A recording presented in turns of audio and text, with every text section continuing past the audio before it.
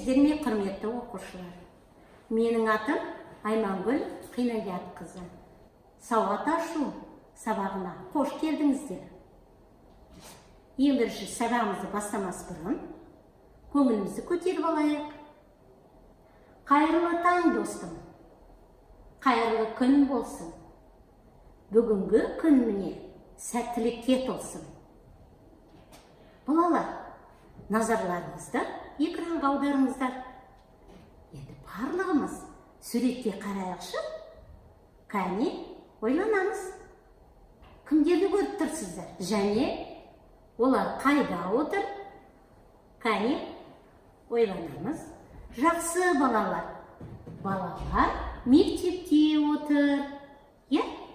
Бүгін бір-бірімен танысатын, өздерің сияқты оқушылардың танысу кезінде не айтатынын тыңдайық. Кәне ойланайық. Қалай ойлайсыздар? Не айтыпты бір-біріне балалар? Жақсы. Ендеше балалар, бүгін сауат ашу сабағының тақырыбы сөйлем. Сөйлем аяқталған ойды білдіреді. Сөздерден құралады. Бас әріптен басталып жазылады.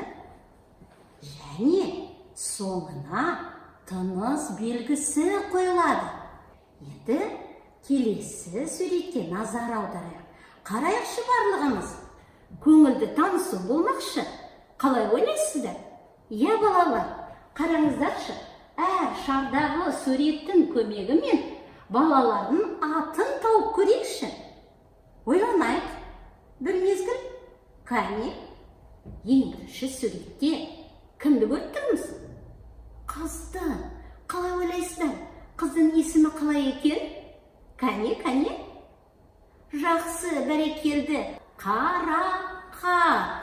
Келесі олға көңіл аударамыз. Жақсы, бәрекелді. Алмат. Келесі Анат. Тамаша. Қараңыздаршы. Ол мен қыз бір-біріне сұрақ қойып сөйлесіп жатыр. Менің атым кім дейді? Ең бірінші атын айтпай тұрып, қыз ұлға не қойды? Сұрақ қойды, дұрыс айтасыңдар. Кәне ойланайық. Қандай сұрақ? Сенің атың ше дейді, Қарайықшы, есімізге сақтайық балалар. Сөйлем дегеніміз аяқталған ойды мағына жағынан өзара байланыс жиынтығын білдіреді. Ол сөздерден құралады, бас әріптен басталып жазылады. Сөйлеуде дауыстың өзгеруі жазуда арнайы белгілермен белгіленеді. Ол қандай екен? Нүкте, леп белгісі, сұраулы белгісі. Ендеше балалар, біздің тағы да бүгін танысатын тақырыбымыз сөйлем түрлері. Егер сөйлем бір нәрсені хабарлап тұрса, не қойылады? Қандай тыныс белгісі қойылады? Нүкте қойылады. Дұрыс айтасыздар.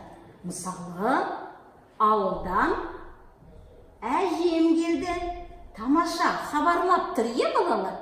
Ауылдан әжесі келді. Бұл хабарлы сөйлем. Келесі лепті сөйлемді көтеріңкі дауыспен айтамыз. Қандай дауыспен? Көтеріңкі дауыспен. Өте жақсы, бәрекелді балалар. Ал сұраулы сөйлемде сұрақ қоямыз. Тамаша. Балалар, келесі суретке назар аударайықшы. Қалай ойлайсыздар? Мұнда бүкіл суреттер, барлық суреттер шашылып жатыр екен, Ал қане жинастырып көрейікші. Кәнеки, берілген заттардың алғашқы әріптерінен балалардың есімін тауып, олармен таныса аласыңдар дейді, Кәнеки, ойланайық. Бірінші суретте ұл баланың есімі қалай екен? Тамаша, бәрекелді. Әли. Өте жақсы. Келесі қыз баланың есімі қалай екен? Кәнеки.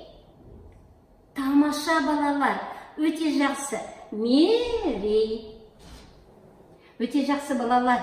Бүгінгі сабағымызды қорытындылай келе сөйлем дегеніміз не? Және сөйлемнің түрлерін атаймыз. Иә балалар, сөйлем дегеніміз аяқталған ойды білдіреді. Ал сөйлем түрлері лепті, сұраулы, хабарлы. Жақсы, сау болыңыздар. Келесі кездескенше.